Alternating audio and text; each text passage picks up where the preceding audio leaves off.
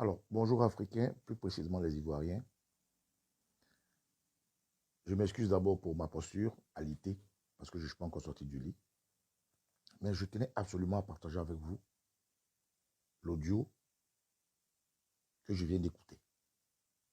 Mais vous serez ahuris, parce que c'est dans la voix de Français dont le gouvernement a imposé Alassane Ouattara au détriment contre la volonté des Ivoiriens pour déchoir un président légitime et légal.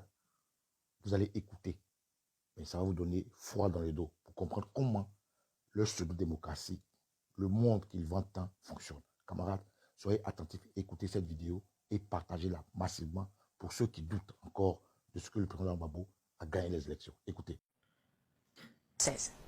Le parquet général près la Cour de cassation a indiqué n'avoir pas saisi à ce stade la commission des requêtes de la CJR.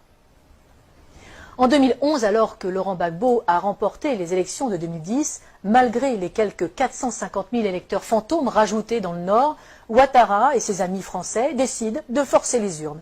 Ils contestent les élections, mais refusent de recompter les bulletins, qui sont détruits. Curieusement, le premier décompte avait été confié à une société française dont le directeur recevra un contrat de plus de 152 millions d'euros par le gouvernement Ouattara.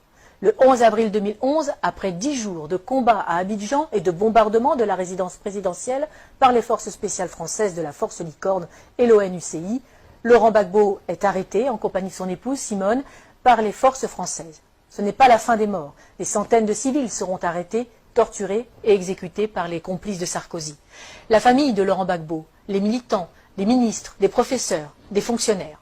Autre victime de cet assaut, sans doute l'une des plus belles bibliothèques de livres classiques français de toute l'Afrique, seule richesse reconnue de Laurent Gbagbo et qui sera détruite par les bombes incendiaires françaises, tout un symbole. On peut se douter que les nouveaux maîtres de la Côte d'Ivoire ont mis le pays et les industries en coupe réglée. À commencer par Alassane Ouattara, l'ami intime de Nicolas Sarkozy, de Laurent Fabius et de Martin Bouygues, et aussi, aux surprises, de Georges Soros. Le moindre coupeur de route et assassin du Nord est devenu qui préfet, qui commandant de police, qui chef des armées ou président de l'Assemblée nationale. Les compétences comptent peu, c'est le nombre de fusils à disposition qui prime tout. Mais parlons des Français. Claude Guéant, l'ancien ministre de l'Intérieur et secrétaire général de l'Élysée de Nicolas Sarkozy, a installé une antenne de son cabinet d'avocat à Abidjan, où il fait des allers-retours fréquents pour développer ses affaires et celles de son gendre, Jean-Charles Charqui, devenu conseiller d'Alassane Ouattara. L'ancien ambassadeur de France au moment du putsch est devenu consultant et passe sa vie dans l'ombre de Ouattara. Les chefs militaires de l'opération Licorne sont devenus consultants et se sont vus confier la juteuse modernisation de l'armée ivoirienne. Il ne faut pas non plus oublier les fameuses annulations des dettes africaines. Ces dettes ne sont pas annulées, elles sont en fait privatisées.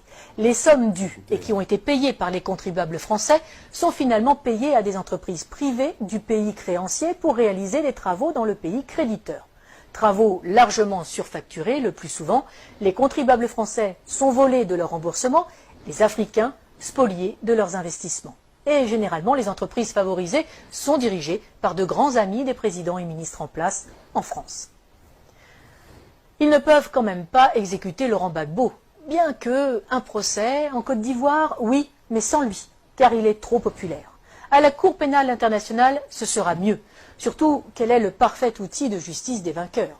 Externalisé donc à La Haye pour un procès à charge et inique, le procureur a à sa disposition un budget de plus de 28 millions d'euros. La défense, 76 000 euros. L'une des principales sources d'accusation est l'association Human Rights Watch, qui est entièrement financée par Soros, ami de Ouattara. Malgré ça, par 2 fois, en 2016 et en 2018, le tribunal ne peut que constater l'absence totale de preuves dans le dossier du procureur. Aucun élément de preuve, aucun témoin fiable. Le 15 janvier 2019, Laurent Gbagbo est acquitté par la CPI de la totalité des charges portées contre lui après plus de 7 ans de prison préventive. Il reste cependant en résidence surveillée en Europe. La Belgique lui offre l'asile. Le temps, paraît-il, pour que le procureur puisse faire appel sur de nouvelles bases. Lui qui n'a jamais réussi à monter un dossier alors qu'il a travaillé main dans la main avec Ouattara et les gouvernements français. Nous n'avons fait ici qu'effleurer ce sujet, vaste et complexe, qui pourrait servir de trame à une série d'espionnage et de géopolitique. Pour ceux qui voudraient aller plus loin, qu'ils n'hésitent pas à lire l'ouvrage « Libre pour la vérité et la justice » de François Mattei aux éditions Max Milo. Il est le fruit des entretiens de l'auteur avec Laurent Gbagbo pendant ces 7 années de détention arbitraire. Publié quasiment à la veille de la libération du président ivoirien, ce livre est la preuve que Laurent Gbagbo a eu raison trop tôt. Mais il n'est pas dit qu'il ne revienne pas dans le jeu politique ivoirien, totalement blanchi des accusations portées contre lui, fort de ses réussites comme président et avec un programme toujours plus d'actualité.